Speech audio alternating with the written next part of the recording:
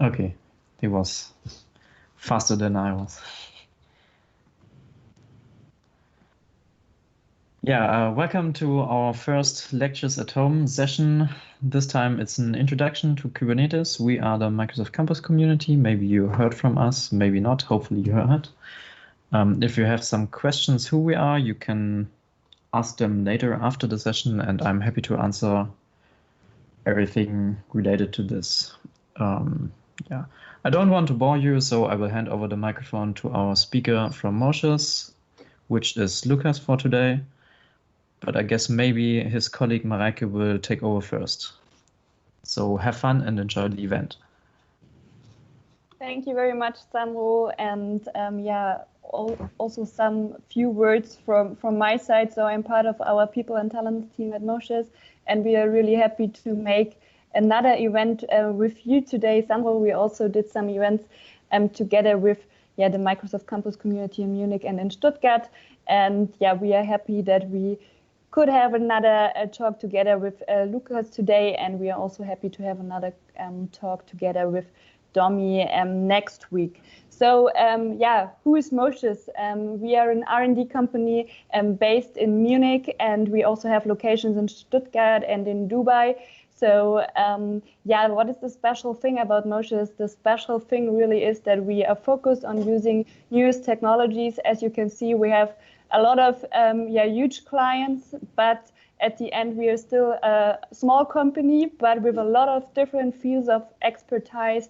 And the main thing about Motius is that we have something that we call like a fluid structure. That means that we have a lot of experienced people in our core team on the one hand side, but we are also happy to work with a lot of freelancers, with people from the universities who bring in a lot of new competencies to Motius, and this is the only way to be focused on new technologies. And I'm also very happy to see some Motis in the list here today.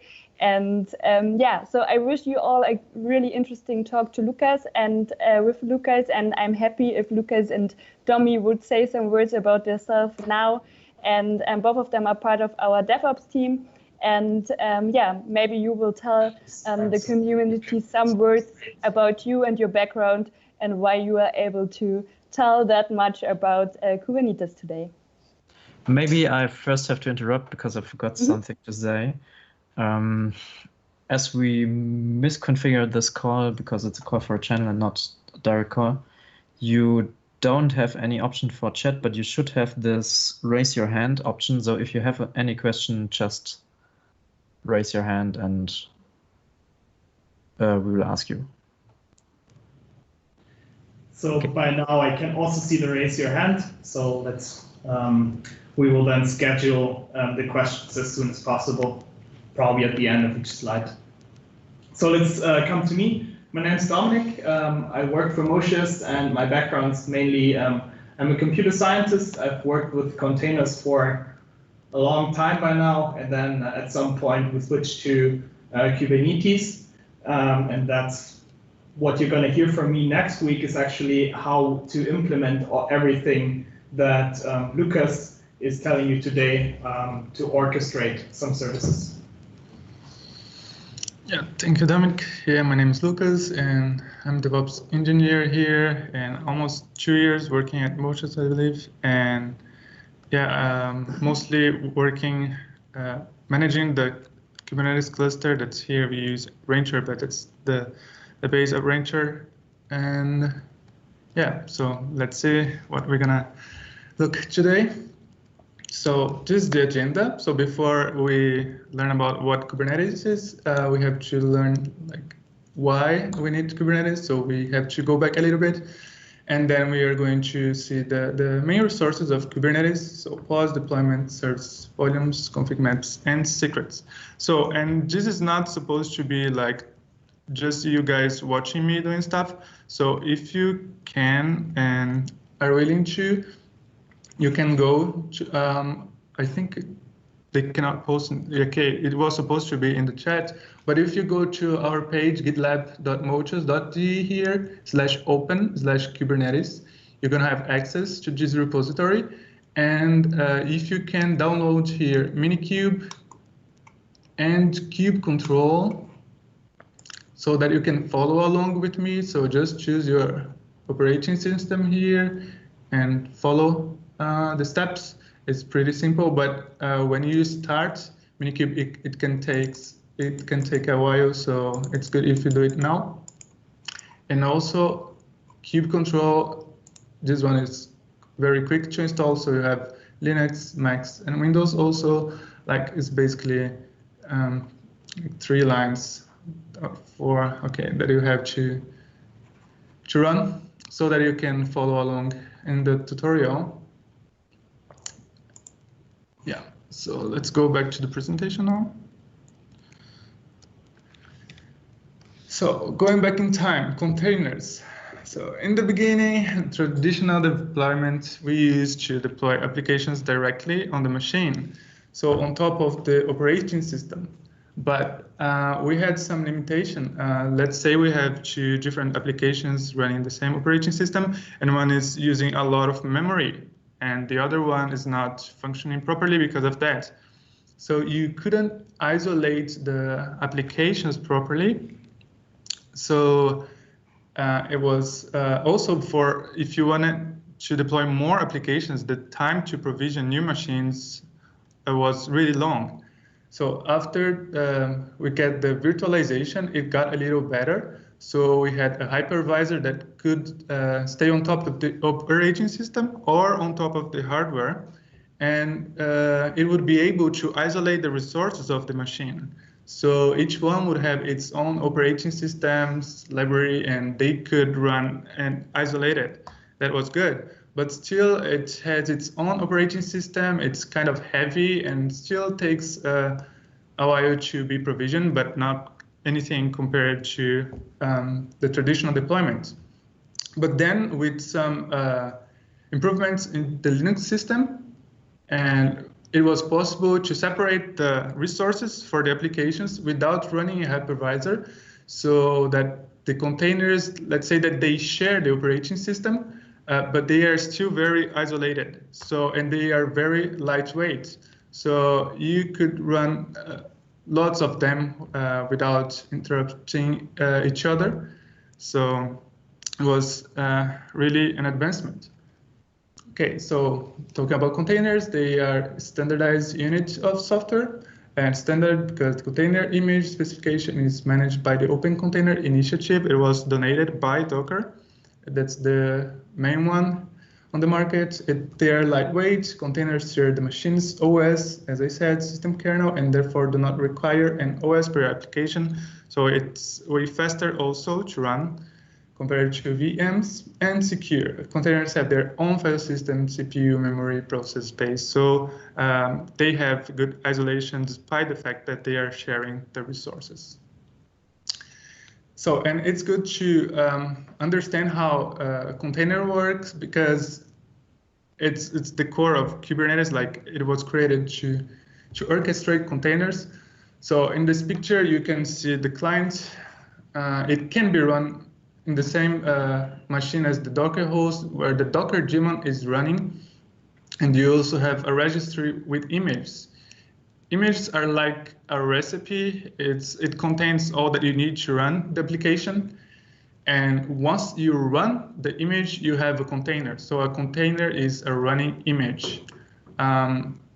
And also you have a local registry here. So if you wanna, here we have Ubuntu, CentOS, Nginx, and Redis. If you wanna run an Ubuntu container in your machine, it would first look for the image in your local registry. If it doesn't find it, it would fetch the registry and would pull the image and then would run it. And the next time that you'd run a container, this pulling process would not happen. So let's start our hands-on. I hope that you have installed by now the softwares that we need. So in this case, I didn't ask you guys to install Docker because with Minikube, it's already installed. So Minikube status. So mine is already running, and I'm gonna SSH into the machine so that I can do the same as you guys are doing. Oh, okay. Nice. So, as the first, well, I believe most of you guys are developers. So the first thing that we usually do is to run a Docker hello world, an application hello world. So it's not different here. So let's try that. So you see that was unable to find the image locally, as I said, and it pulled the image from the repository. And then after the pull complete, it ran the application. So hello from Docker. And if I run it again, it should not pull the image again.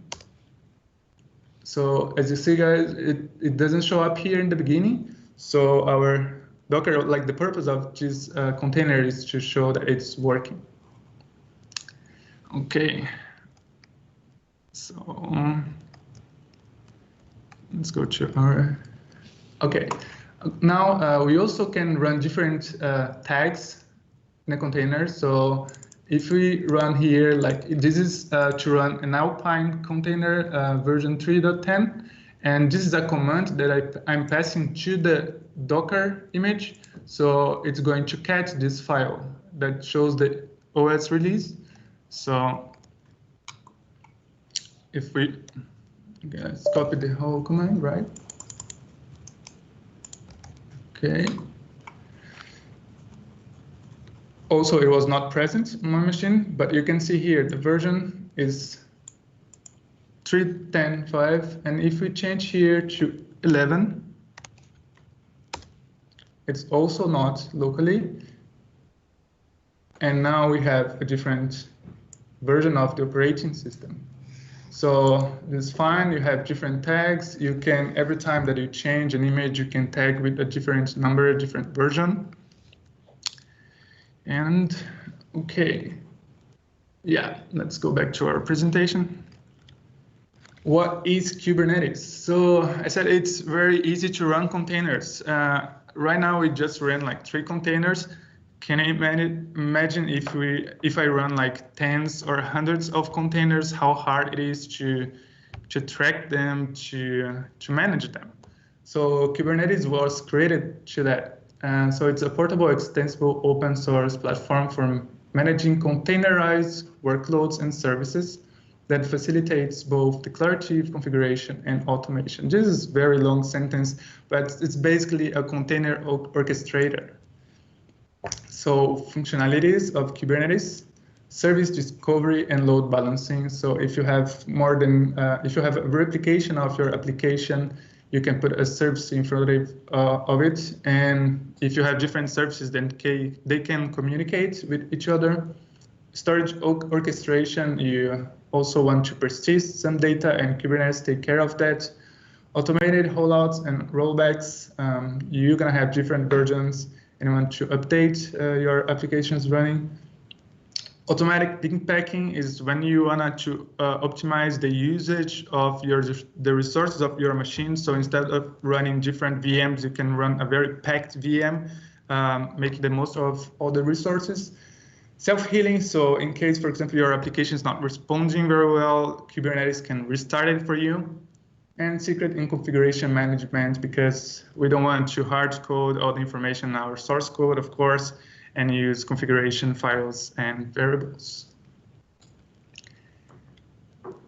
Okay, yeah, so we need to, it's good to understand how Kubernetes works. So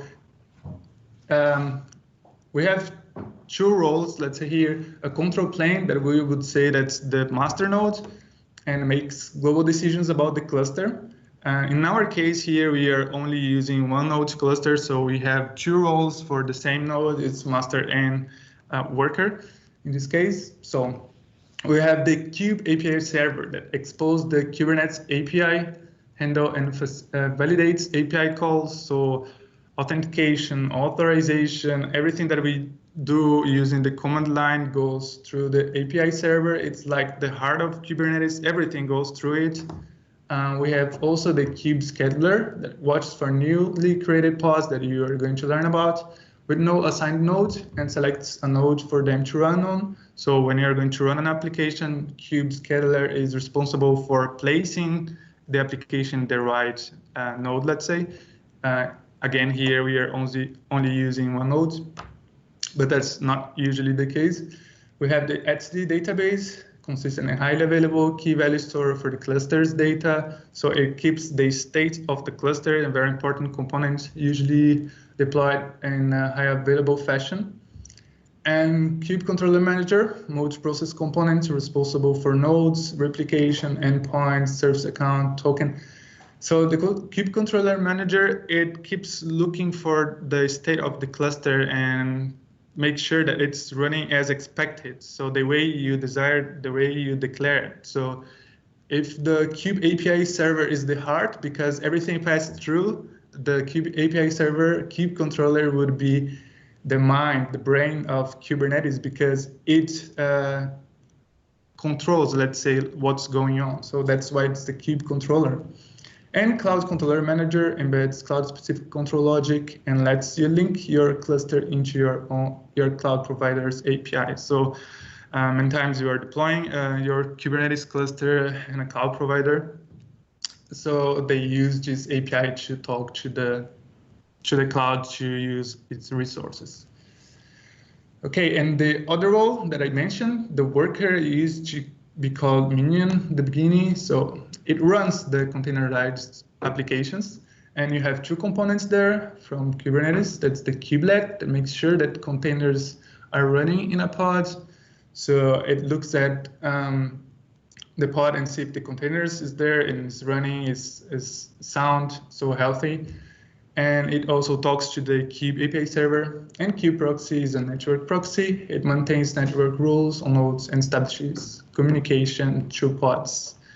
Cool. Just the big picture, so it's nice to see the components. So as I said, you can imagine that we have usually like one or three or an even number of control planes, so that you have high availability, and you have multiple Kubernetes nodes that are the workers. So in our case, we have like just together here in the Kubernetes control plane. And as I said, the kube API server, like everything goes through the kube API server, and it's the only component that talks to the database here. Cool. So pods, let's start then with our first resource, the basic execution unit of Kubernetes application.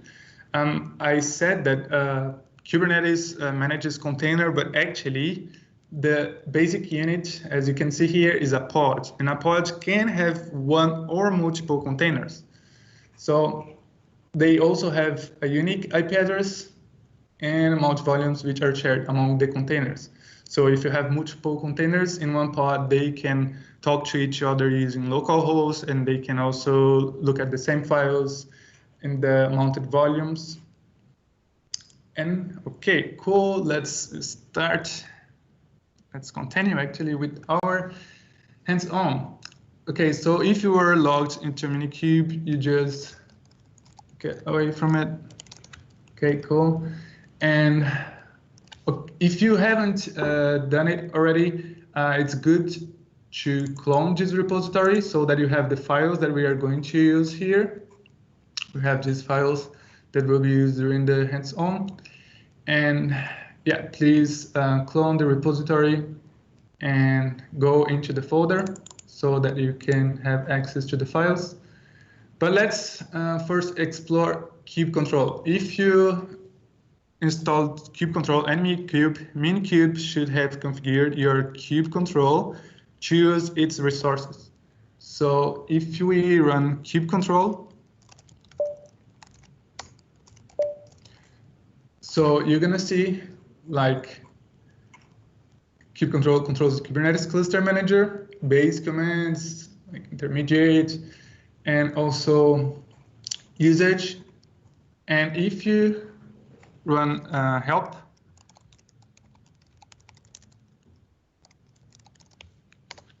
you can see also, oh no, let's take a command, for example, run.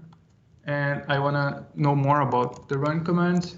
So you're going to have the usage here at the bottom and examples here in the beginning. So it's used to create and run a particular image in a pod. And you have some examples here to run an Nginx, a web server. That's how we are going to do it soon. And you have some examples, you have all the options. It's a pretty powerful tool, and you have the usage here. Okay, so another thing that you can do with kubectl is to explain or to get information about its resources. So we just learned about what's a pod. So you can say like kubectl explain pod, and it's going to say, okay, what a pod is. So a collection of containers that can run on a host, and this is created by clients and scheduled onto hosts. So, and you can also get information about the fields of this resource. So for example, explain pod metadata, and you're gonna get a better description of what the metadata is. So standard objects, metadata, and metadata also have fields. So you could go again and like cluster name. So, and this doesn't have a sub anymore, extra fields. So you can use kubectl to get information about the resources. Okay, I'll just pitch in real quick. So this will all be recorded and it's available on YouTube later. So if you cannot follow 100% right now, you can follow it later as a YouTube video. Cool. Okay, so let's create our first pod. So kubectl, as we saw, to run a container. This is the name of the pod.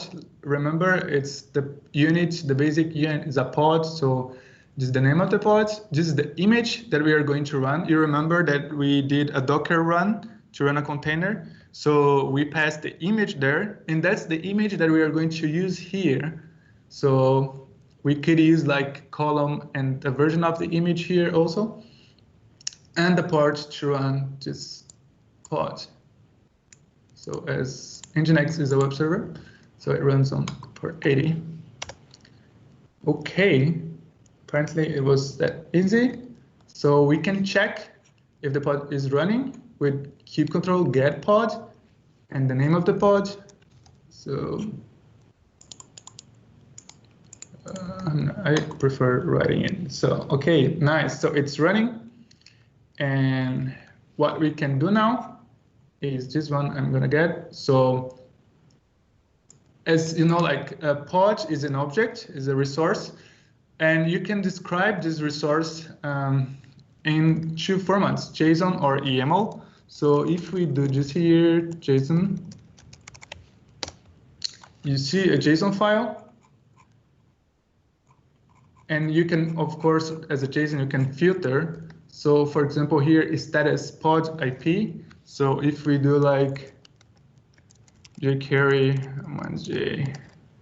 status pod IP, so you would get the IP, and kubectl facilitates that for you. So you can get this, and it's going to give you the same address. So, okay, and if you curl, we expect to see this value, the main page of Nginx, right?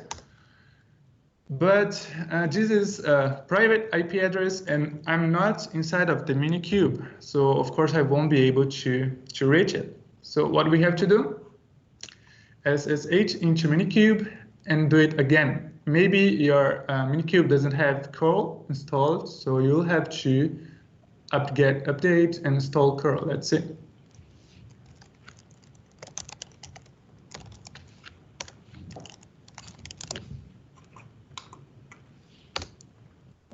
Here we go.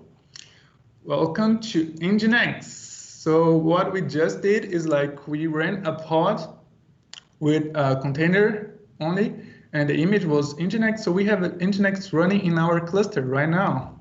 That's simple, right? Okay. We, instead of going inside of the Minikube, we could also interact with the container. So here it says like kubectl execute in an interactive way, a bash inside of my container. So if we get this command here, and now I curl localhost, or actually, oh, nice, yeah, it was expected. So I would have to, inside my container, this container image doesn't have a curl installed, so I would have to do it manually.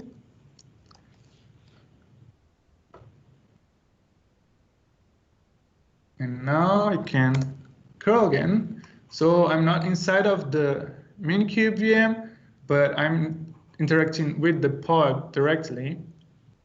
So that's another option that we have. Nice. Okay.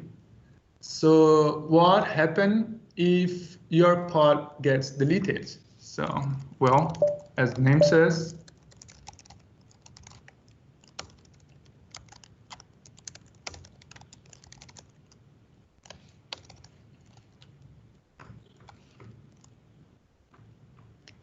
sometimes it can take a few seconds.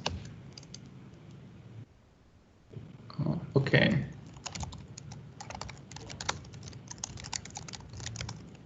Okay, it's not there anymore, but in this case, it was on purpose, but what if it's not? So we don't want that to happen, right? So here it comes the second resource, and this is the deployment. So deployments provides declarative updates for pods and replica sets. So initially we had a container. We put that container in a pod. That's the basic unit for Kubernetes. And we may run like multiple instances of this pod. So every instance would run in a different VM, for example. And the deployment controls like the rolling out and backs for this replica set.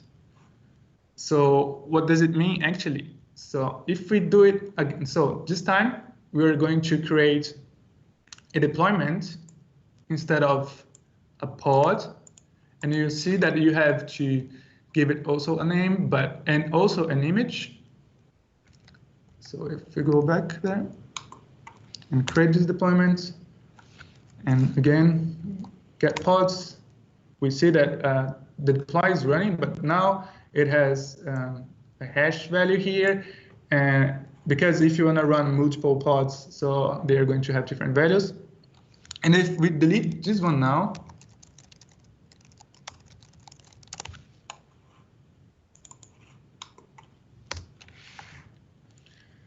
so let's wait a bit.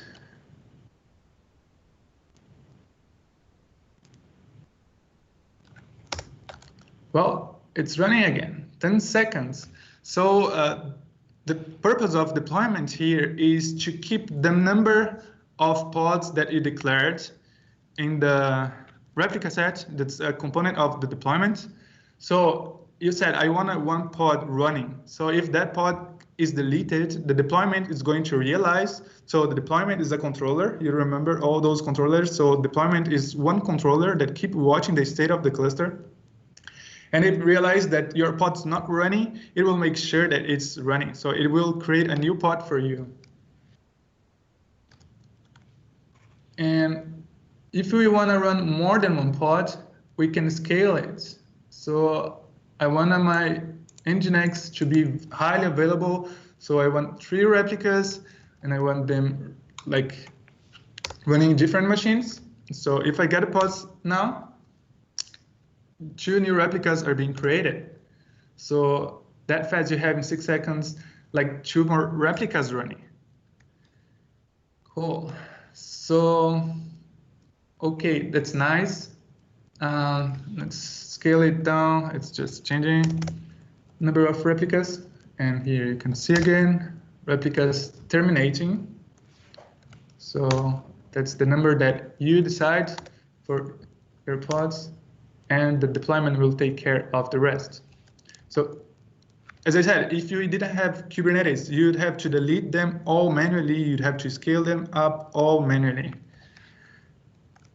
Okay, so going back to our tutorial, pods are ephemeral. So one pod gets deleted, so what happens? They have each one has a different IP. So you don't want your other applications relying on that IP address because pods are ephemeral. So what can you do? You can use a more reliable service to connect.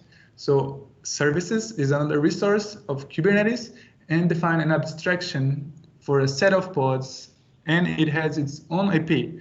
So here, services, as I said, abstract way to expose an application running on a set of pods is a network service. So it means that if your set of pods, they die, it doesn't matter like once a day or once a month, it doesn't matter. Your other applications are not relying on those ephemeral IPs, but actually in the service IP, and this one doesn't change.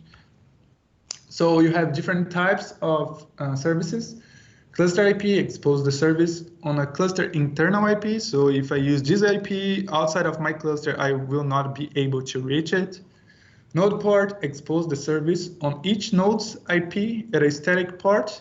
So it means that when you expose a service with a node port, every node in the Kubernetes cluster are going to reserve that port for your service. And you can use the IP of the VM to reach in that port your service. We also have load balancer that expose the service externally using a cloud provider's load balancer. So in this case, we cannot use because we're not running it in the cloud. But if you're running your cluster in the cloud, you can make usage of the cloud's load balancer. And external name maps the service to the contents of external name field.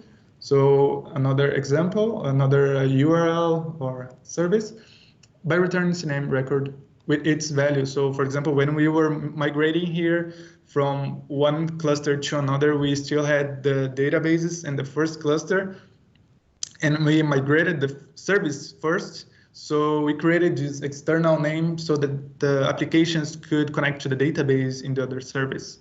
So for them, they were using like its own cluster resources, but that resource was pointing to something else.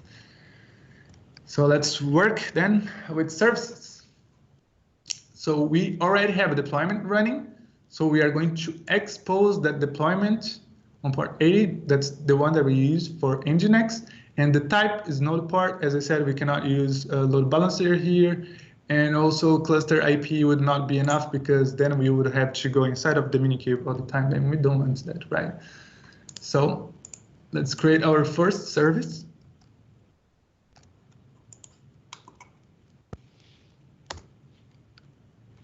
So service expose.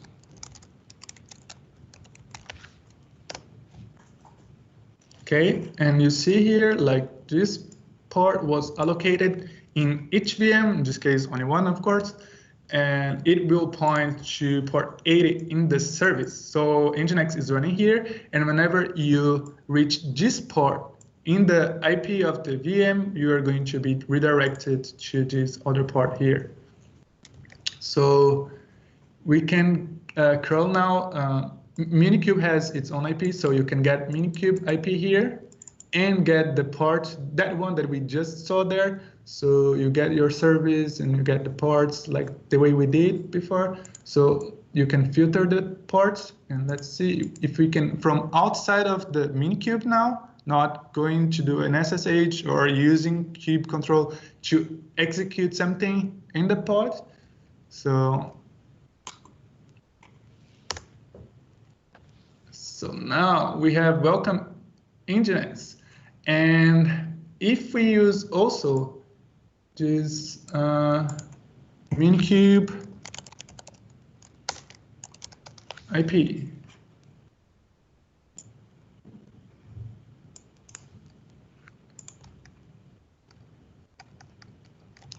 here, and the port is not that one, I believe, 31780 in my case. We also are able to see it there. So pretty cool. Now you can like start with your web application and see directly in your browser. Oh, nice. Okay. I've done, and you've done together with me, everything using the command line, but that's not usually the way that you manage Kubernetes, because you have a lot of resources and doing it all like the command line. And also some people don't like the command line. So it would be cumbersome, and also you want to automate things.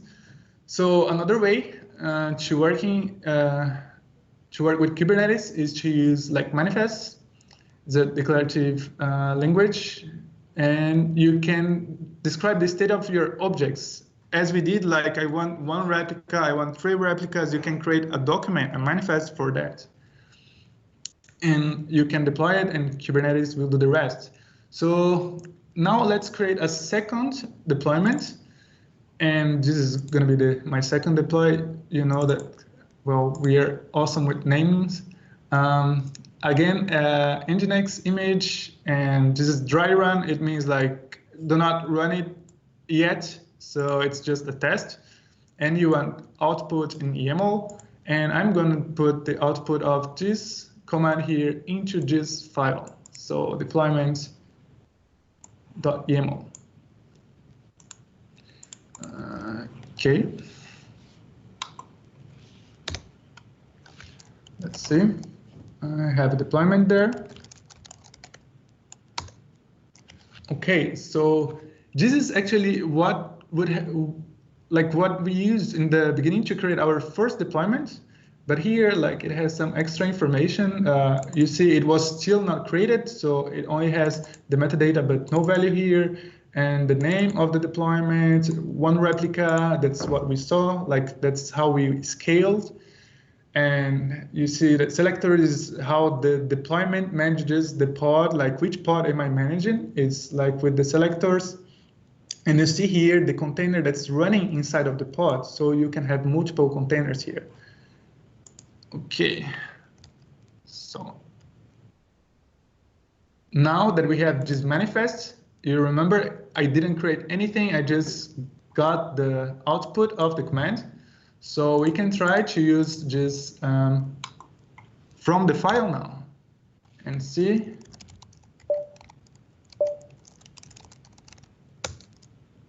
Okay, now we have our second pod also running, second deployment, sorry.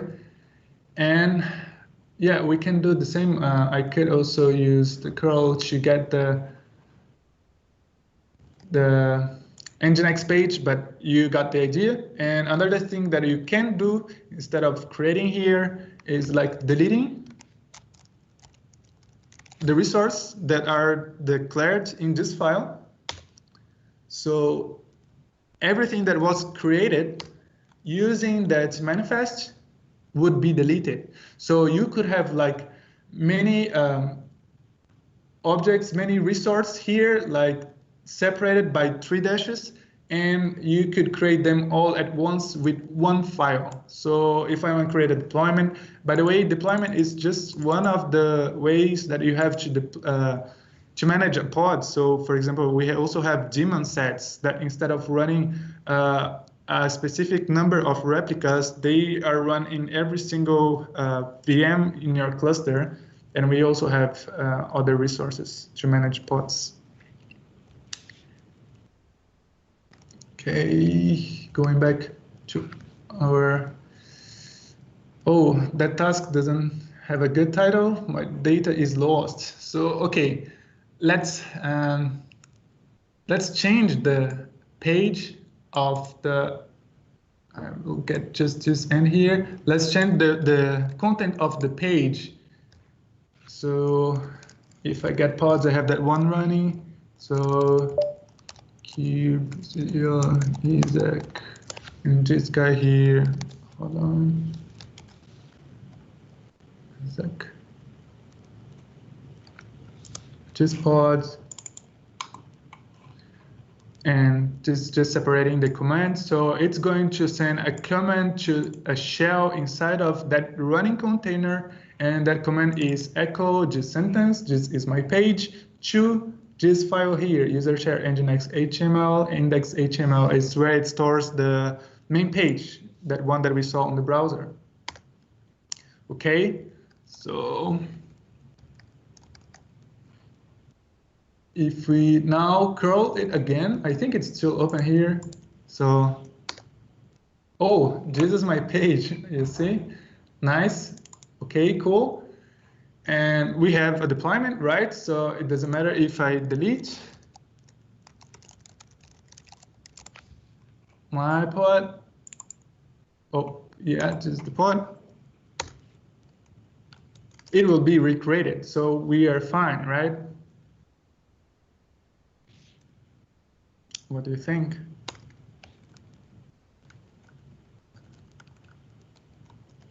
Well, it's running, it's fine. So we could go on, right?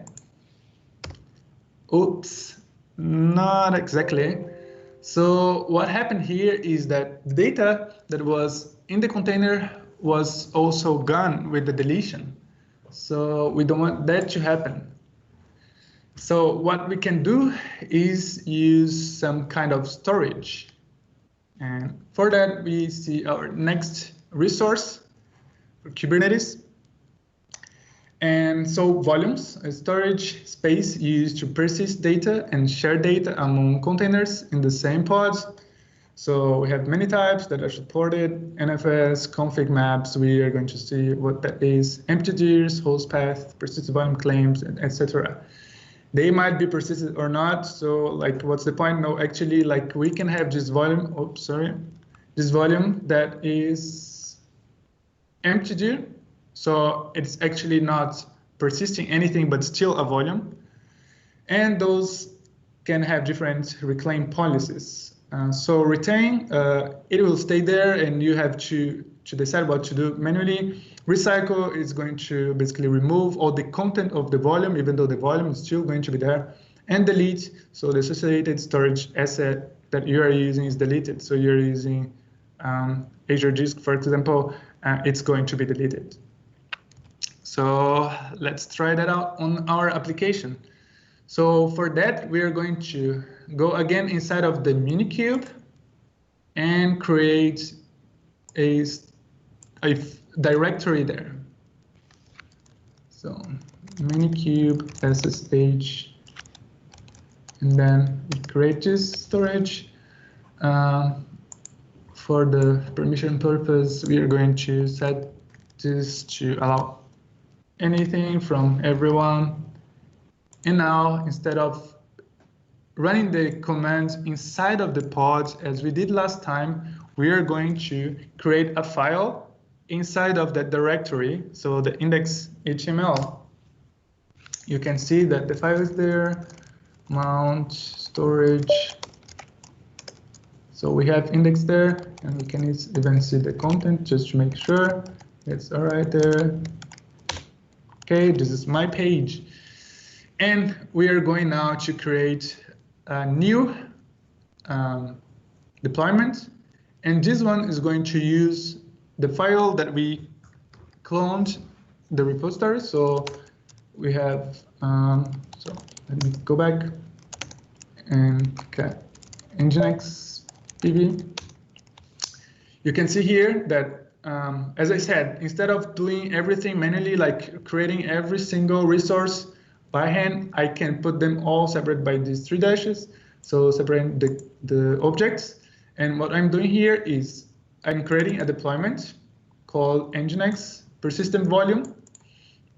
And this is going to run an Nginx again, port 80 as we did before, but this time it is mounting a volume in this path that is where the main page is stored, and the name of the volume is web content, and the volume is matched here.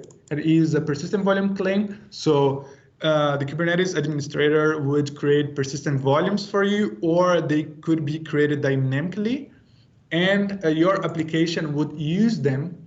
So it says like I created a persistent volume claim called Nginx PVC. So we can see here both the persistent volume that was created in this case, it was manual. So I'm creating it manually, a document, but as I said, it can be created dynamically. And we also have a persistent volume claim.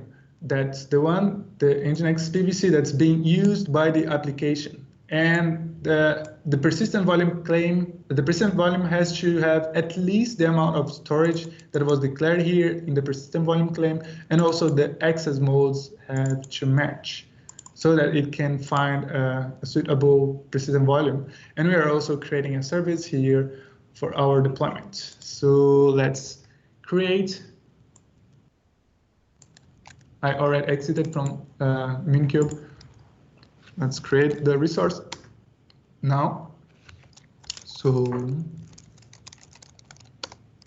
now we have our second deployment running, and we can curl again like the Minkube IP with this kind. Now the service is Nginx PV. That's not the last one that we used. So, and see if the content is there. Okay, this is my page.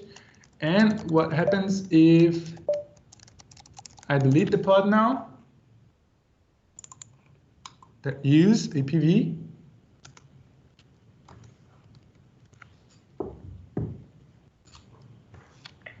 Let's do a short break in 7 minutes. Okay.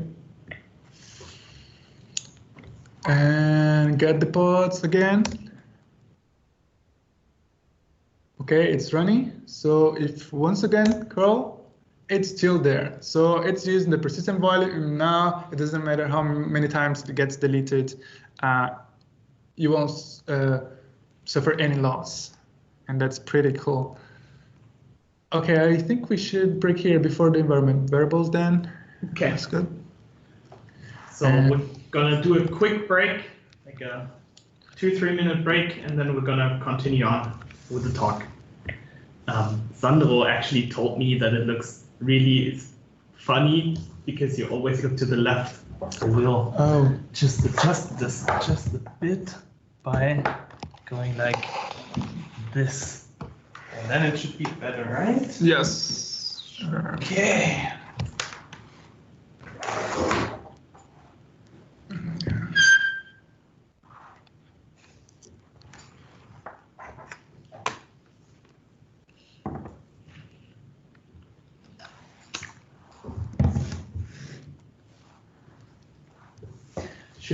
Because he also asked if we would provide the materials, so I guess we should, or you can, so one of us should tell them that this is all publicly available. Not the presentation yet.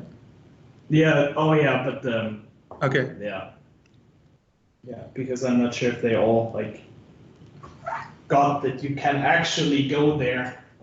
I don't know, but yeah, that's what he said. Okay.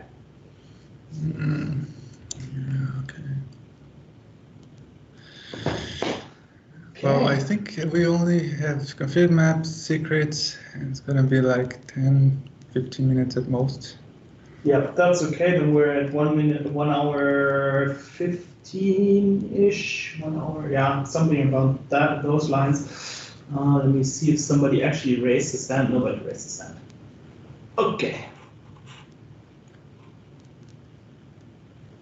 Oh yeah, Sandro. Just to. Sandro raised his hand. Sandro? Yeah, just to raise the hand because you looked. Okay.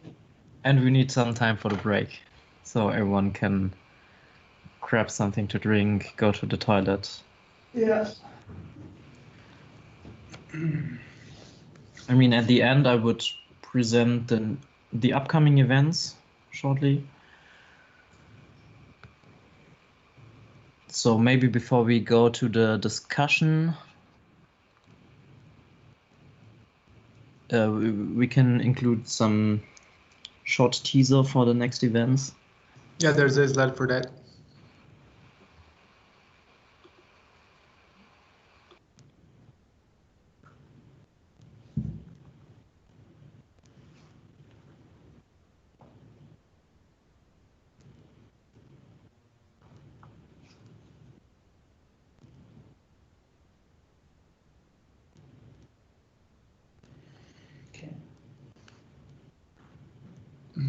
Dr. Joanne.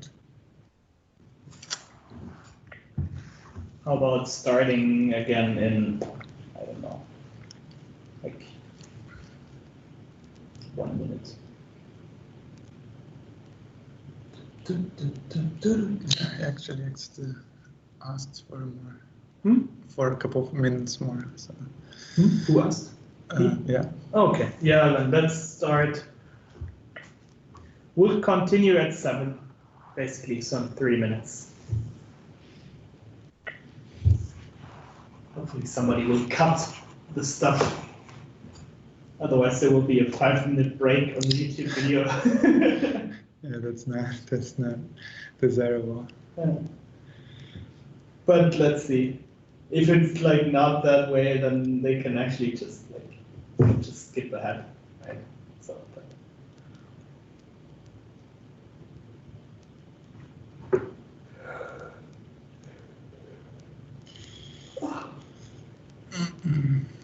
I mean, I expected it to be more interactive, you know, like. There is no chat. Yeah, like, I'm doing the steps like everybody's doing together, and I know they're doing not because it seems like I only see like those circles here, but. Yeah, I mean, still they can raise their hand if they have some questions, so it can be interactive. But next time we will have a chat, I promise.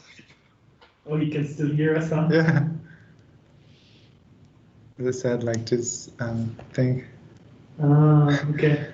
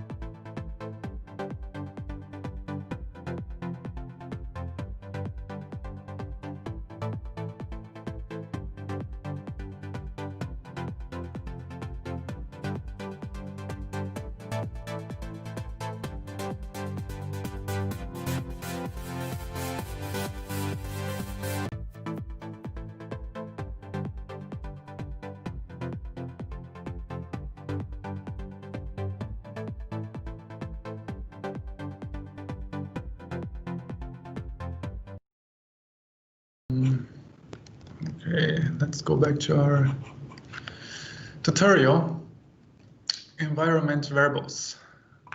So, as I said, you as a developer don't want to hard code information, and environment variables are very useful.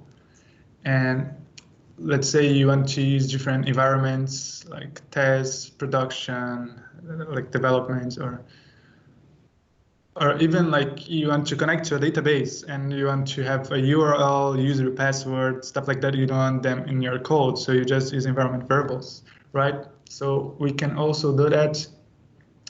And what I'm gonna do here is to build my own image. So far we've been using built image. So Nginx, Hello World, they all came from a external repository. But right now we are going to create our own image. So I have a Golang application to just like say hello world, but we are going to use it with environment variables. So I can show you the application. So it's pretty simple. Like you have the package that you import here. You have one handler that listens in the root path and in the port 8080, and it says hello from this environment. And the value comes from this variable here, that's env. And I'm gonna get that from the operating system. So how we do that? So first of all, we have to create our own image. So I have two options here. Either I go inside of the Minikube, and do a Docker build there, as long as I have the image there, or I can just change my environment. Okay, now I'm using the Minikube environment. That's what I'm gonna do here. So from my machine, I'm using the Minikube environments for Docker. And I'm gonna use also this Docker file here. So a Docker file is kind of a recipe. How do I create my image? So from a starting image, from another image that's Golang that has all the environments for Go applications, you're going to say that your working directory is going to be this path here. You copy everything that's inside of the directory that you are using to build your image. So all the files that are here are going to be copied to the Docker file during the build. And I'm gonna run like go get to get all the libraries, dependencies, and install to create the binary. So, and the command is app. That's the binary. That's just how you run the application. By the way, you remember when we had to install curl for Nginx, for example, if we created a Docker file here, like from Nginx, run sudo apt-get update and install curl and created our own image, we could use that image instead and would not have to install curl all the time. So let's see how it works. So as I said, I'm going to use the Minikube environment for the Docker build. So it's saying like Docker build an image. The T is the name, it's a tag, is the name of the image. You remember like you had different versions of the same Alpine image. So that's kind of what I'm doing here. And the dot means use the current directory for the Docker file to build. So it starts like from Golang. I don't have that image on my machine. So you remember it's pulling from an external repository, and it's going to run one by one of these commands here. So it started here from Golang. It's pulling the image. And each one of these is a layer of the Golang image. And every command here creates another layer.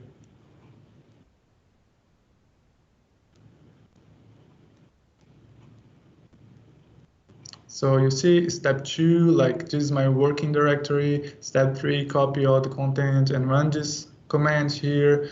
Okay, run now the installation. Now you have like here, after creating the install, you have a binary, and then you can run. So now I have an image, it's not running. Remember, container is a running image, so but I can use it and it's local. So if I get my image, Docker image, I would see this Docker images. I would see like my hello here. So for example, and going back here, I'm gonna leave this environment. So I'm not using the Minikube environment anymore. And now I'm going to create this other application. So let's see what we have here. And so we also have deployment. This time is using like it's running the image that we created, like hello, port 8080, as you saw in the Golang file, the main file. And it's using an environment variable, and the value of that environment variable is dev.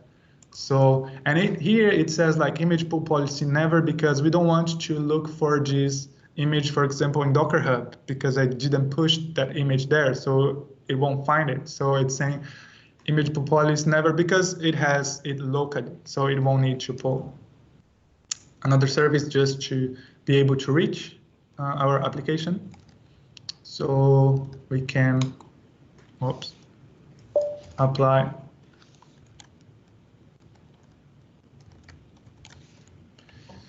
And we have a deployment created and a service created. So,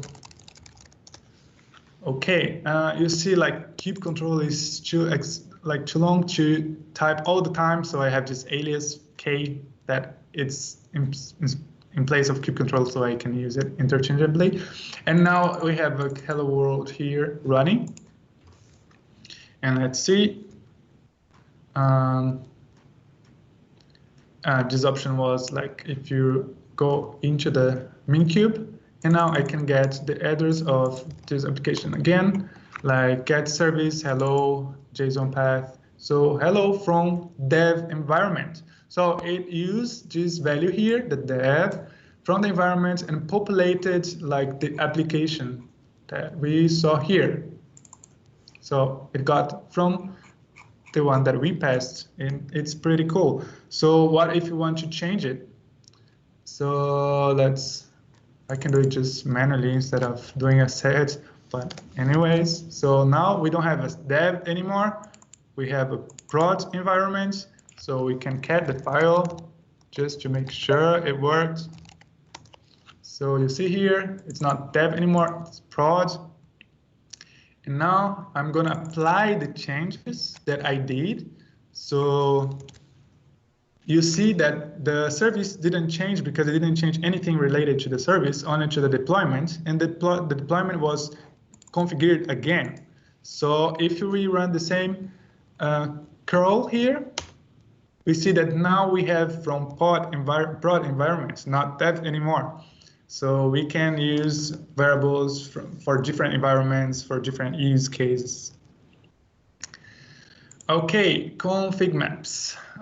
Config maps are another way to store information. They are flexible, can store environment variables or entire configuration file. So if we go back to our presentation, so it's an API object used to store non-confidential data in key value pairs.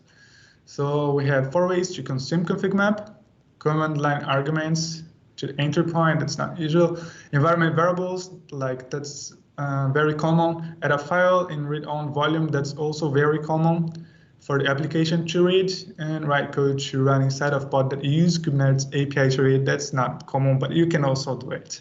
So let's see in practice how we will do it. So we'll create a configuration map, my first config map from literal. So I'm just passing the values that I want inside of the configuration map. So if we go here, we created our configuration map. So you can describe to see the contents of the configuration map. Is it actually what we wanted? So we have this env as dev. So this is the key, this is the value. So that's what we created from here, env dev. Cool. So now let's apply our changes from config map. So if we look at the hello from config map,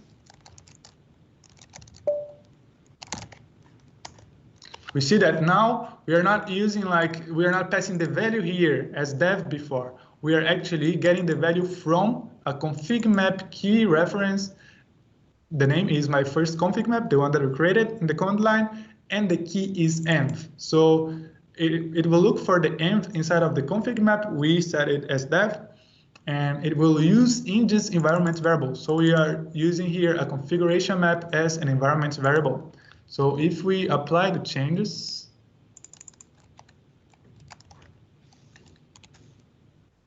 again, it was configured. So even though the file has a different name, it still has my deployment hello. So that's why it configured the one existing deployment instead of creating a new one.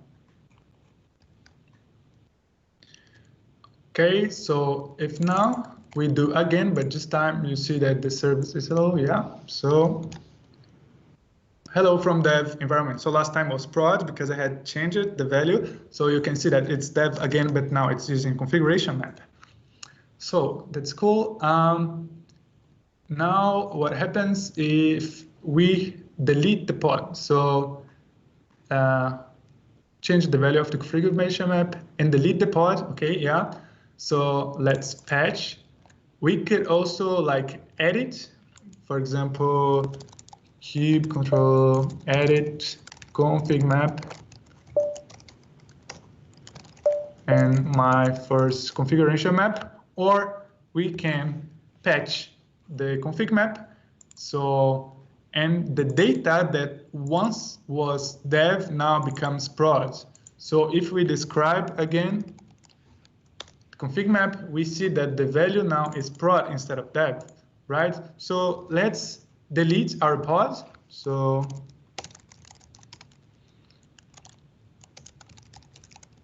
every time that I write, like, it's getting less words. So it was pods, it was pod, now it's paw. Like, what? Yeah, but it helps also to. Okay, yeah. So let's delete this pod and see what happens now. Remember, this is a deployment, so it's already running again. It's pretty fast. And if we curl it, let's curl. So it's from prod now. So we killed the pod that was using the configuration map. We changed the value in the configuration map, and it loaded from the configuration map. So that's really cool. But we can do it better, right?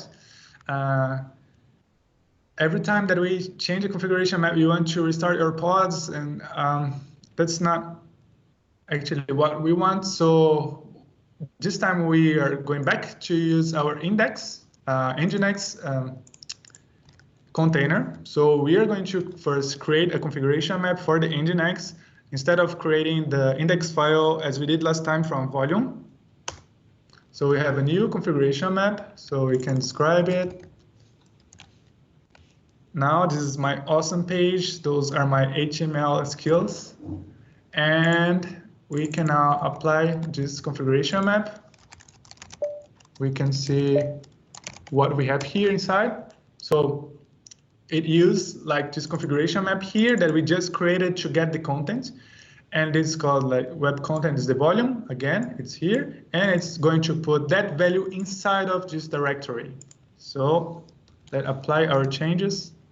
So the deployment was created, the service was created. And now we can again see the result of our Nginx. Now it's not using a value that I executed like inside of the pod. It's not using a volume as last time. It's using configuration map mounted in the Nginx pod. But the neat thing comes now. Let's say that we change this configuration map. So this is my awesome page. It's not awesome anymore, you know. I exited like successfully from him now. And okay, so if we curl again, you know, I didn't delete my pod. It's obvious.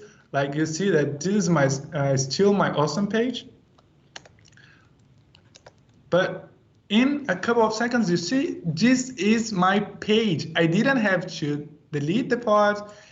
It was just kubelet. You remember that component that was running the worker node was watching this pod. And as soon as it saw that the volume was changed, it reloaded the application inside of the pod. And now the new page is being showed there. So we didn't have to delete anything. So kubelet did the job for us. We only had to change the configuration map. And this is really cool. Okay, so as I said, when a config map already being consumed in a volume is updated, projected keys are eventually updated as well. Kubelet is checking whether the mounted config is fresh on every periodic sync. So kubelet is all the time watching the pods. And now we come to the last resource of this session, secrets. Kubernetes secrets let you store and manage sensitive information. Remember, config map didn't have this purpose, such as passwords, OAuth tokens, and SSH keys. They are encoded using basics4. They are not encrypted. Some people might confuse that. They are not encrypted. They are basics4. So if you put that in a command line and use basics4 to see like the value, you will get it. You don't need any key, right?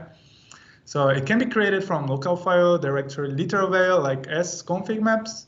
can be used as file from a pod or as environment variable. So the main difference here is that it's encoded. It's not encrypted, but it's encoded. So you're going to see the difference now.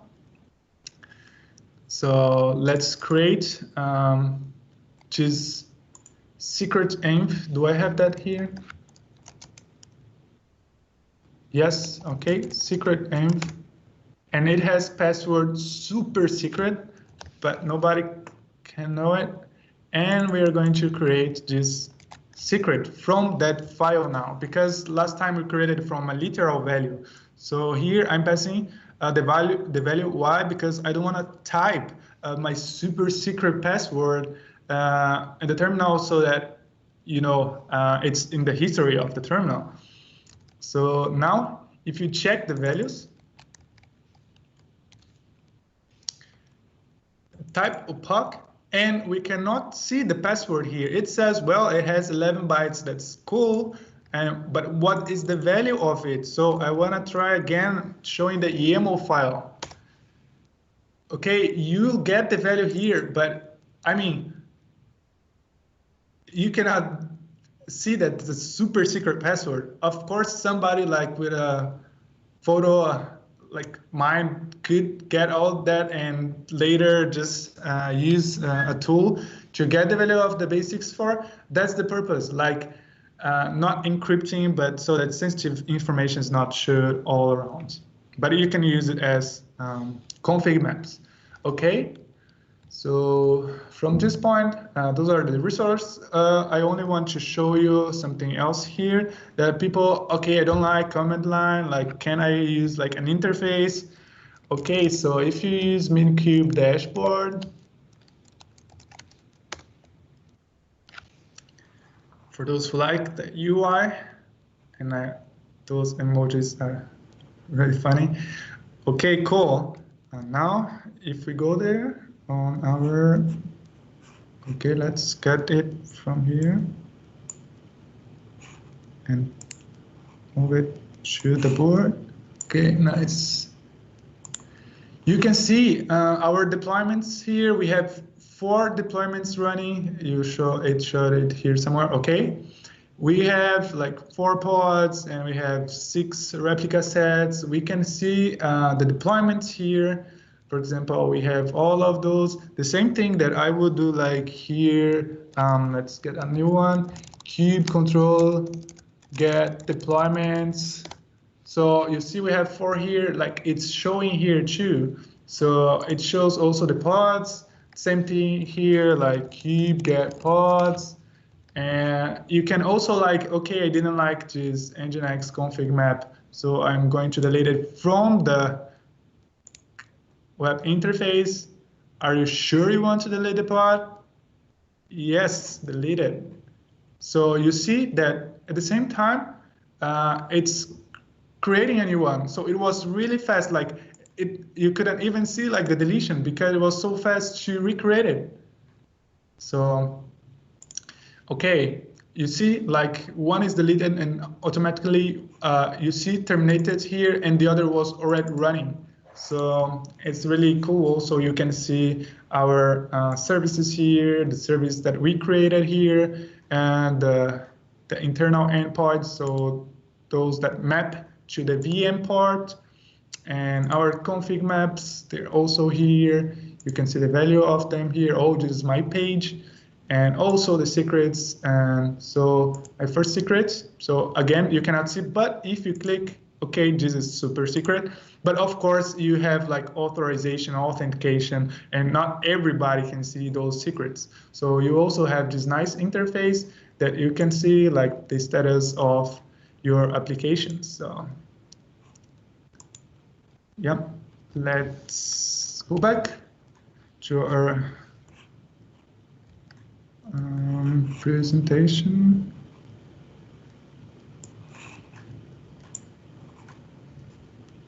Okay, now if you like to help us to make the next one even better, it only takes 2 minutes, like I think 3 questions only. So if you can, do we have the link?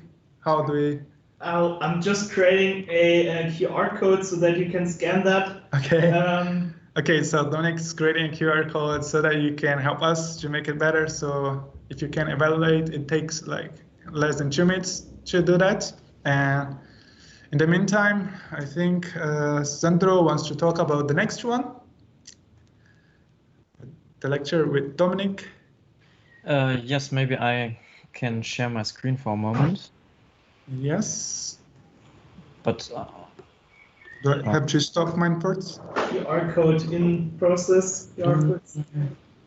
Yes, I have to choose the correct window. So hopefully you can see me. Yeah, we see your screen.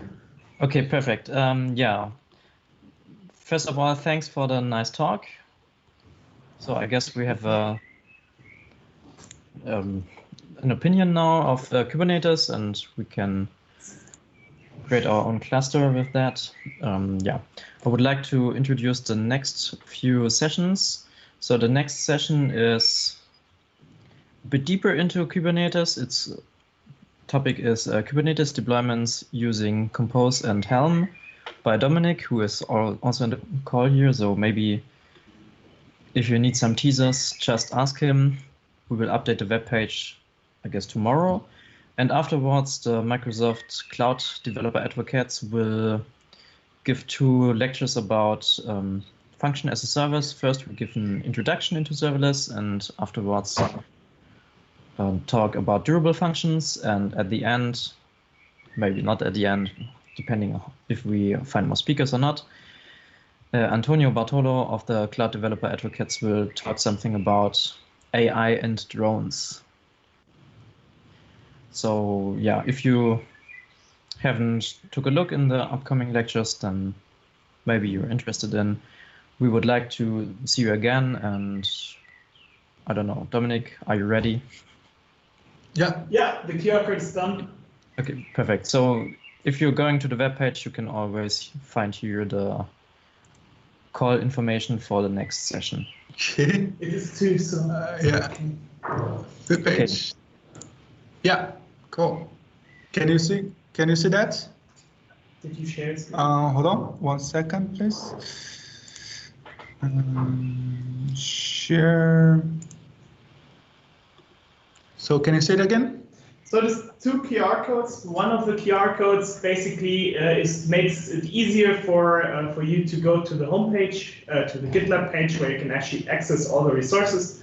The PowerPoint will be there after the talk as well. And then on the top, there's a QR code that you can use to go to the survey. Hopefully, I haven't tested.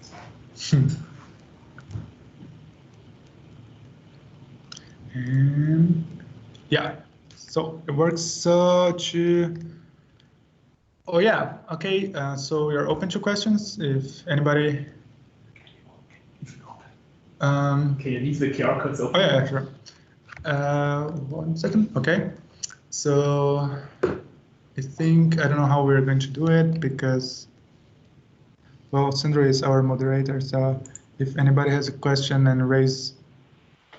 Yeah, please raise the hand if you have a question or if you want to talk with our speakers.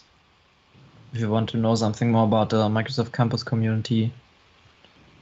You can also use the chat on YouTube because there we have a chat.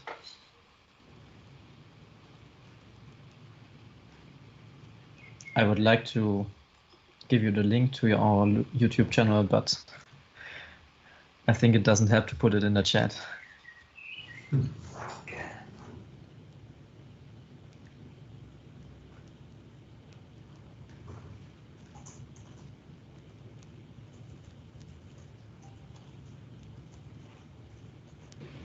Okay, if there are no questions. Okay, I got the link sent. You can go to campus-community.org/YouTube and get to our YouTube channel.